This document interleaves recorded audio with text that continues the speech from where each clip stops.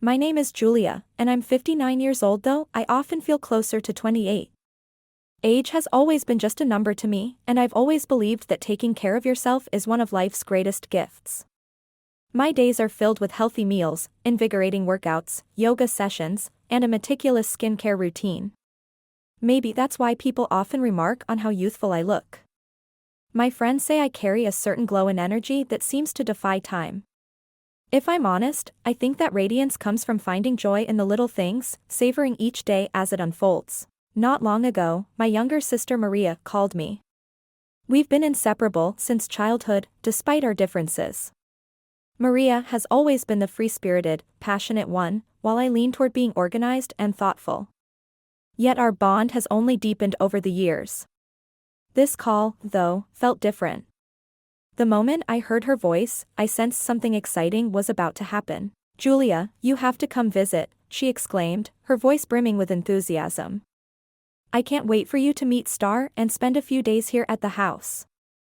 Plus, Jay's going to be away for 2 days, and I could really use your help, please." I couldn't help but smile. Maria has been horse crazy since we were kids.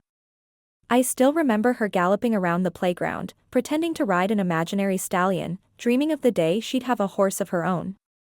Now, decades later, that dream had come true.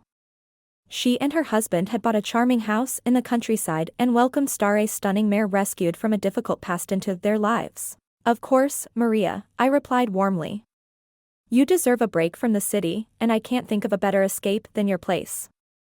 A wave of anticipation swept over me as I pictured the serene countryside. The drive was pure bliss. Leaving the city's noise behind, I found myself surrounded by lush green hills, winding streams, and quaint stone cottages straight out of a storybook. The crisp air and golden sunlight streaming through the windshield filled me with a deep sense of peace. Along the way, I spotted a charming antique shop nestled beside a babbling brook, its windows overflowing with curiosities. I made a mental note to stop by on my way back. The countryside was already working its magic on me, a soothing balm for the soul that left me feeling lighter with every mile. When I arrived, Maria was waiting on the porch, her eyes sparkling with joy. "Julia, you're here," she called, rushing to greet me. "And look at you," I teased, like a kid with a new toy. The house was cozy and inviting, small but brimming with Maria's vibrant personality. Colorful flowers lined the path, and the scent of lavender hung in the air. Behind the house stood a small stable where Star lived, the mare who had captured my sister's heart. She was every bit as beautiful as Maria had described, a rich brown coat and gentle eyes that radiated trust. When I first petted Star, she responded with a soft whinny. As I stroked her mane, Maria told me how they had found her. "It was love at first sight," she said with rare tenderness in her voice. "When I saw her, I knew she was special, so noble and full of life. She brings me joy every single day." We spent the rest of the day catching up and soaking in the tranquility of the countryside. Lunch on the patio overlooked endless fields bathed in sunlight, accompanied by birdsong that completed the idyllic scene. Maria shared her plans, excitedly planting an herb garden, expanding the stable to adopt another horse, even organizing horseback rides for local children. "You have boundless energy," I said admiringly. "Julia," she replied with a smile that made me blush slightly under its sincerity. It wasn't often someone looked at me like they saw something worth emulating within themselves too, especially not someone as vivacious as my sister. "You are always so elegant, so poised, you inspire me." The afternoon flew by as we worked together around the house, hanging new curtains while laughing over childhood pranks long forgotten, cleaning out barn stalls side by side where memories flowed freely between us without needing words. Sisters understand each other in ways most people never will, bonds stronger than time or distance. As night fell over the rolling hills surrounding us beneath a sky exploding with stars unseen since our youth spent camping under open heavens, we sat on the porch sipping wine in silence, appreciating the beauty around us and the quiet gratitude filling our hearts. "Thank you for coming," Maria whispered softly before wrapping her arms around me in a tight hug. Reluctantly letting go, she stepped back inside, leaving me alone under the starlit sky. Gazing upward at constellations twinkling brightly overhead, I wondered if perhaps there was still some magic left somewhere deep inside, waiting patiently to be discovered anew someday soon, maybe even sooner than expected. When I finally retreated to the guest room later that evening, a profound calm settled over my mind, body, and spirit, unlike anything I'd experienced in months. Lying in bed, I listened to the distant chirping of crickets outside the window, their rhythmic song lulling me deeper into sleep. Turning off the lights, I reflected on how lucky I was to have a sister like Maria and to be in this peaceful place, savoring moments of quiet contentment. Little did I know that these simple days would mark the beginning of an unexpected chapter, one that would challenge everything I thought I knew about myself. The porch was cool beneath my feet as I stepped into the quiet embrace of the countryside, a light shawl draped over my shoulders. The stillness was breathtaking, as if time itself had paused to savor the serenity. I followed the gravel path circling the house, my steps crunching softly against the stones, leading me toward the small stable at the back of the property. Inside the barn, shadows clung to the walls, interrupted only by slivers of sunlight slicing through cracks in the wooden planks. The air carried the familiar scent of hay and horses, a comforting blend of earth and vitality. I wandered through the stables, observing as some horses stirred awake, tails flicking lazily or munching on piles of straw. At the far end, in a separate stall, stood Midnight, the imposing black stallion Maria had mentioned the night before. "He's still young," she'd said, her voice brimming with pride and affection. "But he's got a strength and energy that will take your breath away." I paused in front of his stall, resting my hands on the wooden door. Midnight was breathtaking. His sleek black coat seemed to swallow what little light filtered into the barn, and his muscles rippled with every fluid movement. When his dark eyes locked onto mine, a shiver raced down my spine. There was something unnerving about his gaze, as if he could see straight into my soul. "Hello, Midnight," I whispered, hesitant to disturb the quiet. He flicked his ears toward me, acknowledging my presence. Encouraged by his calm demeanor, I gathered my courage and opened the stall door. At first, I kept a safe distance, wary of his size and power. But slowly, I edged closer, reaching out to touch his velvety snout.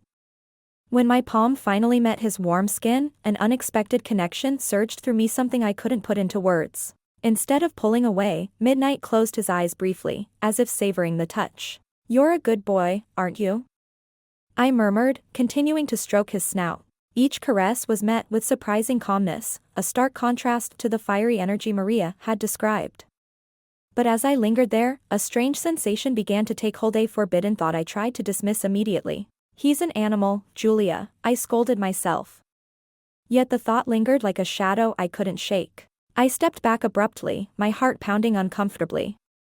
"This is ridiculous," I muttered under my breath. Nervous and flustered, I hurried out of the barn, seeking solace in the fresh air outside. I wandered through the garden, trying to focus on the birdsong and rustling leaves overhead. But no matter how hard I tried to distract myself, that unsettling feeling persisted. The rest of the day passed in a blur of activity and tense silence. Maria and I busied ourselves with household chores, cleaning the house and preparing dinner. She chatted animatedly about her plans for the garden and an upcoming gathering with neighbors. I nodded and smiled along, but my thoughts remained tethered to Midnight in the barn. Even as I washed dishes or folded laundry later that evening, his dark eyes haunted me. Dinner was quiet. Maria retired early after an exhausting day, leaving me alone in the living room. I sat by the fireplace, watching the flames dance while my mind raced. I couldn't stop thinking about Midnight, his sleek coat, his warmth beneath my hand, that inexplicable connection we'd shared. Why did it affect me so much? It was a question I didn't dare answer. Finally, I turned off the lights and retreated to my room. Sleep eluded me as I tossed and turned, plagued by unanswered questions and restless thoughts. Every time I closed my eyes, Midnight's image returned, a persistent whisper I couldn't silence. At dawn, a soft knock on my door startled me awake. It was Maria, already dressed and ready for the day. "Julia," she said with a worried expression. "I have to go into town to meet John. Work issues came up, he needs help with some paperwork. I'll also pick up some things we need for the house. I don't think I'll be back until tomorrow afternoon."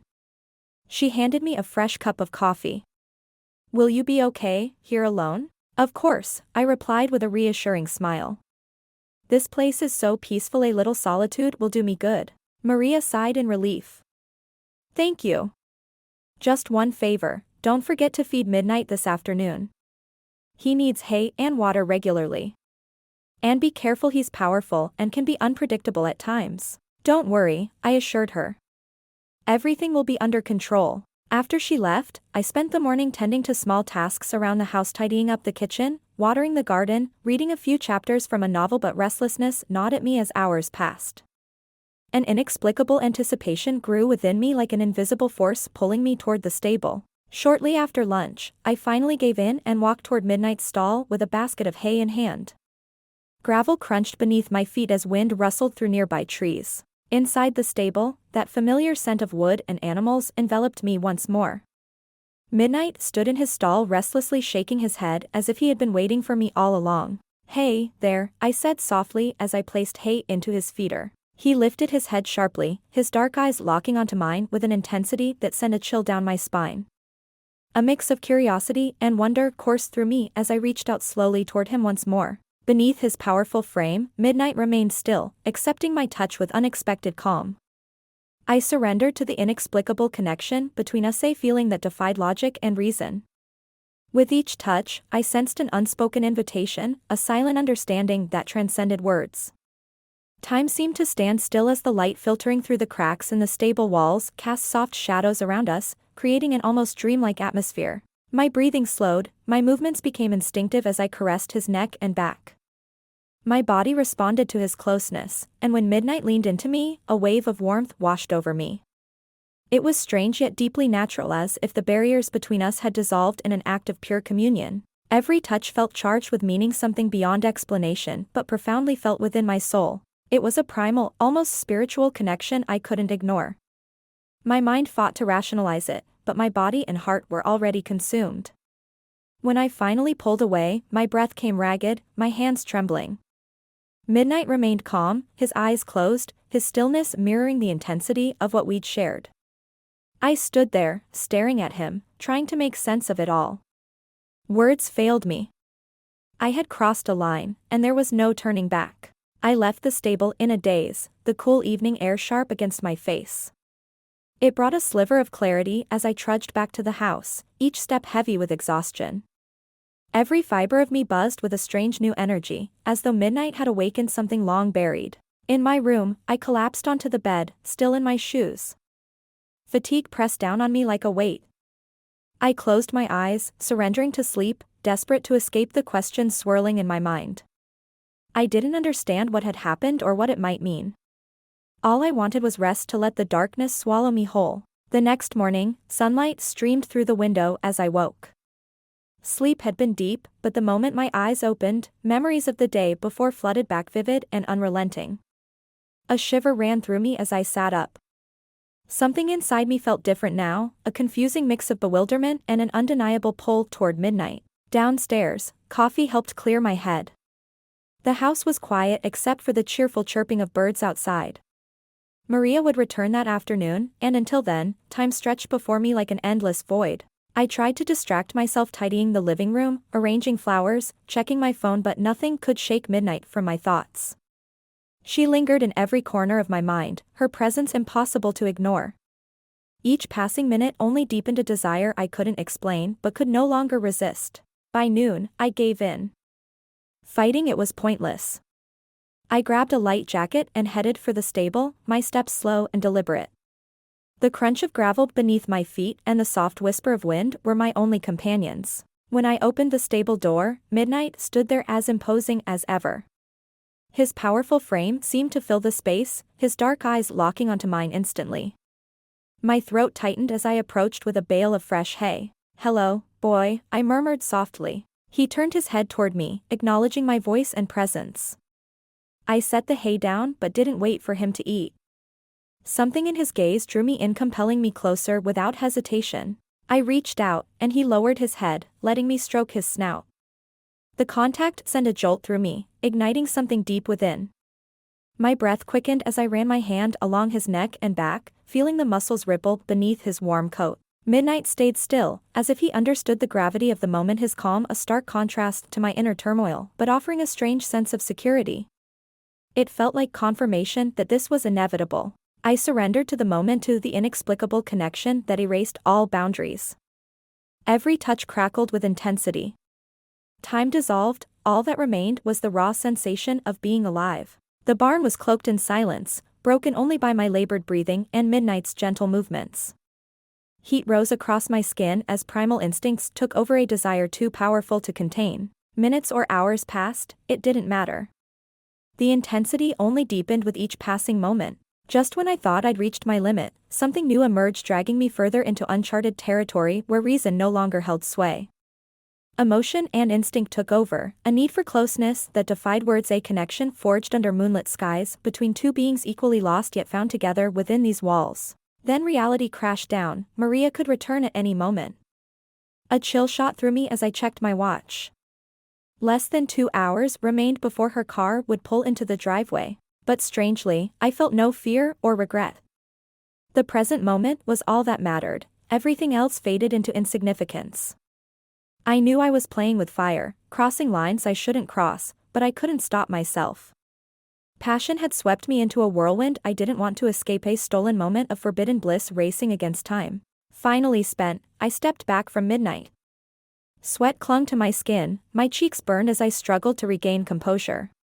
He watched me calmly with those deep eyes as I touched his muzzle one last time, a silent farewell before leaving the barn. The cool evening air hit my face as I walked back to the house, my mind reeling.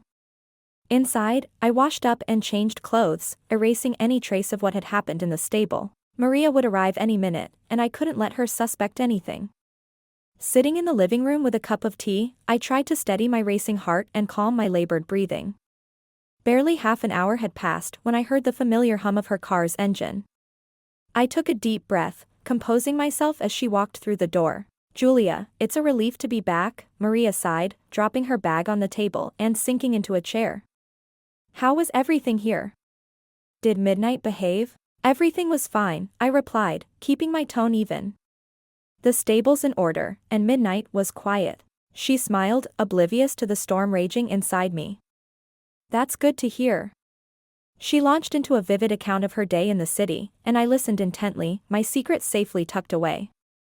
Nodding and responding where needed, my mind kept drifting back to those stolen moments in the barn, moments that felt like they belonged to another world. They had stirred something deep within me, something I couldn't fully grasp but knew would linger forever. The setting sun bathed the room in a warm glow as we gathered around the table for dinner.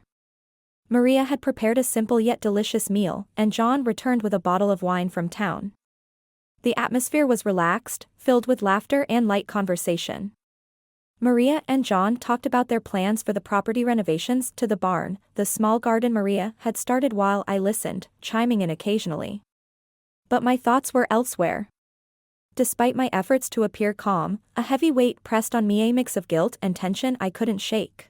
"I think Midnight's been acting a little different since I got back," Maria remarked, a hint of concern in her voice. "Maybe he sensed my absence." "You might be overthinking it," I offered, trying to sound casual. But I couldn't shake the feeling that my secret was somehow visible, that I was being watched. John stood to refill his wine glass. "This place is really coming together," he said, glancing around. Maria nodded, beaming. "It's been a team effort," she said, her gaze settling on me. "And having you here, Julia, has been such a gift. You're always so composed and organized. This house feels more complete with you in it." I smiled back, though my heart skipped a beat.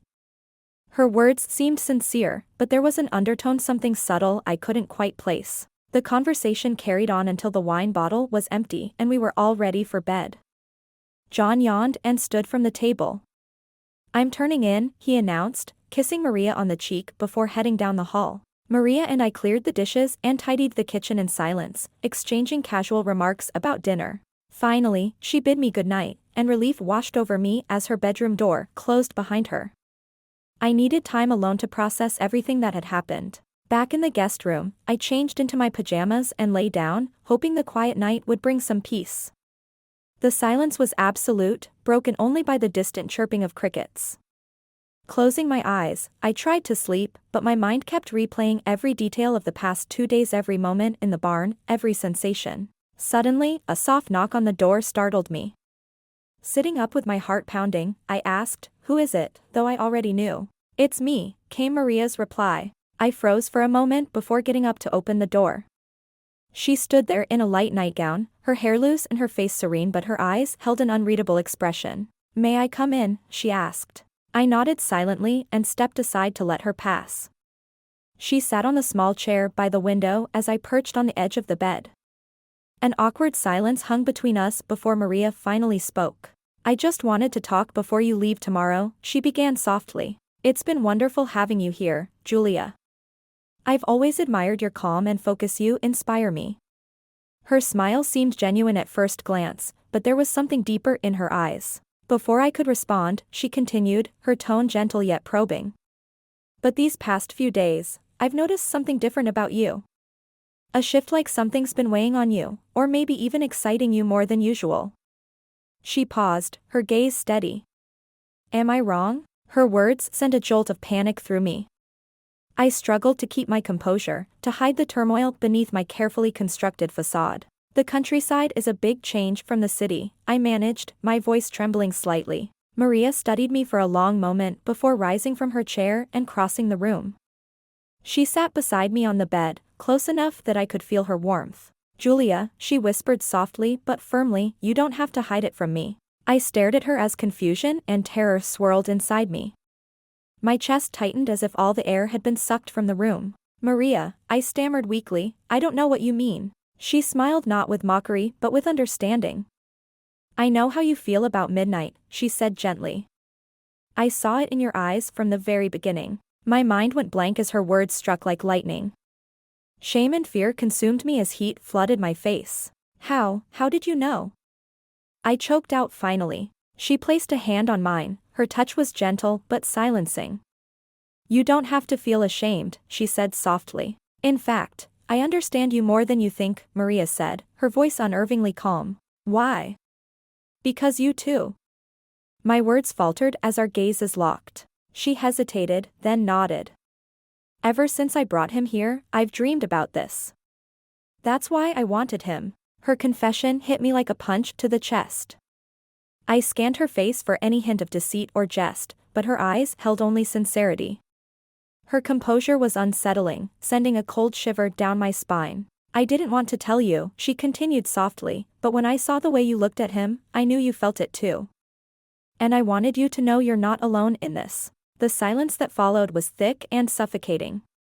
My mind reeled, a whirlwind of emotions leaving me unmoored and exposed. Maria rose slowly, letting go of my hand. It's late. You should rest. You have a long drive tomorrow. She paused at the door, glancing back at me. I just wanted you to know the truth before you left. Without another word, she stepped out and closed the door gently behind her. I sat frozen on the edge of the bed, staring at the door as if expecting her to reappear. But she didn't. The house sank back into silence only now. It wasn't comforting. It was heavy, oppressive, laden with questions that had no answers. Sleep was impossible, not just tonight, but for many nights to come. In a single moment, everything I thought I knew about Maria and about myself had shattered into fragments too sharp to reassemble.